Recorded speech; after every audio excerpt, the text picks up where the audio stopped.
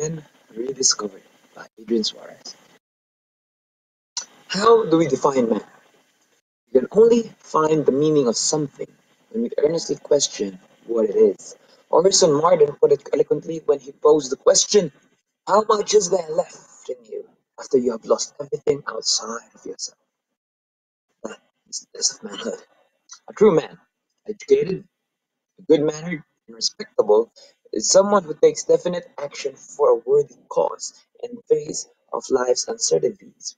This truth has been evident in the lives of men of admirable character, namely Nicholas Murray Butler, Rudyard Kipling, and Chris Gardner. Take by way of example, Nicholas Murray Butler's quest to be a pioneer in the field of education. Nicholas was born to middle-class parents and was raised to be nothing more than mediocre. However, he chose to live an educated life because he understood that the choice of becoming a man was his alone. His life is proof that the marks of educated men have not yet passed away. Out of the five marks of an educated man, he clearly showed his character and he tapped onto his personal power to do. Finding a cause worthy of his stature, Nicholas led Columbia University to great heights. As its president for over 2 decades, a measly student population of 4,000, it blossomed into an elite learning institute of over 34,000 learners. Wow, years of pedagogical progress saw the rise of varying infrastructures, laying down the foundation of a world-class university. All this was attributed to Nicholas Murray Butler's leadership, which in turn came from his character as a man who constantly chose to voyage rather than spectate life's uncertainties.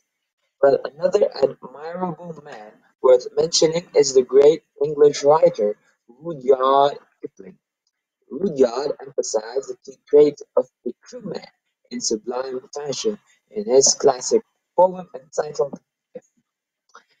In no more than 24 stanzas, Rudyard was able to summarize manhood at its finest. Never, so reads his poem, will be taught that life's ever-present inconstancy still fails in comparison to the character and need of true men. These men are the sort that exemplify humility, resiliency, boldness, and self-reliance, virtues which are the sort that Rudyard implies to be fundamental to a man.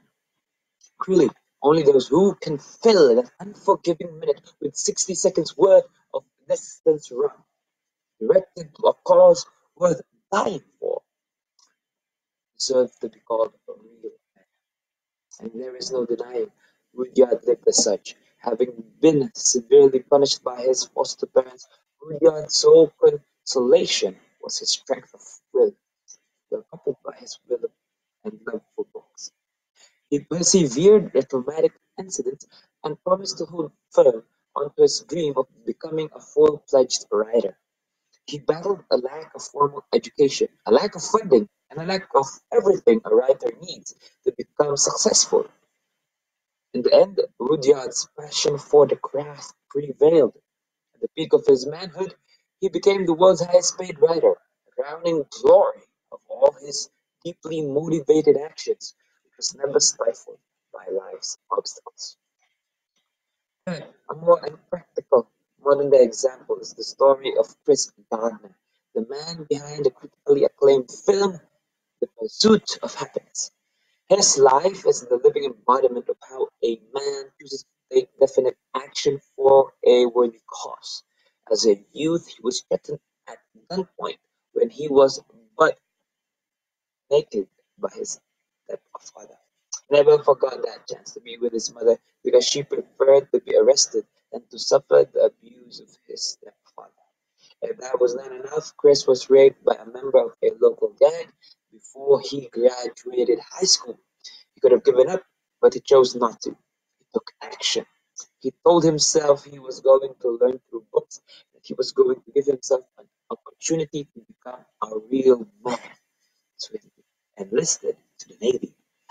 Subsequently, after his Discipline got formed in the armed forces. Chris faced another behemoth of problem, his personal finances. After months with no bone density scanners sold, after his wife left him as the sole parent of his 2-year-old son, and after he was thrown out of his apartment, being forced to live on what the boarding house had to offer, Chris was broke, both financially and emotionally. Could have chosen to forsake his duty to take care of his son, and he could have easily given up on life a second time. But he did not. The sole reason was because he was a real man. Instead of drowning in self pity, he made a conscious effort to improve himself. He vowed to take care of his child while at the same time being purposely driven to become a stockbroker. Chris faced life's uncertainties with a determined attitude. Without the formal education his fellow interns had, Chris relied on his experience as a salesman and his perseverance as a battle-tested individual.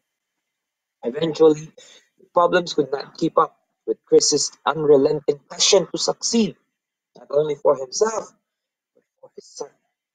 Past all the trials and tribulations, Chris got the internship he might very well deserve.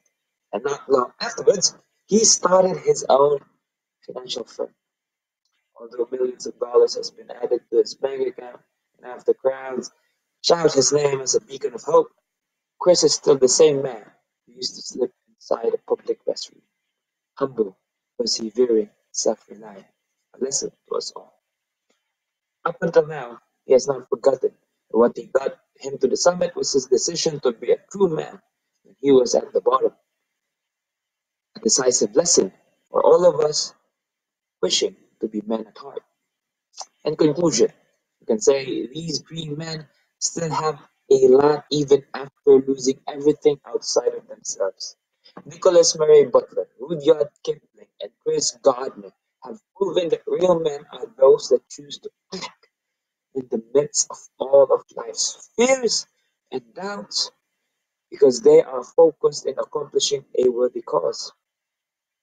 However, the question of manhood still remains to be answered by all of us who remain.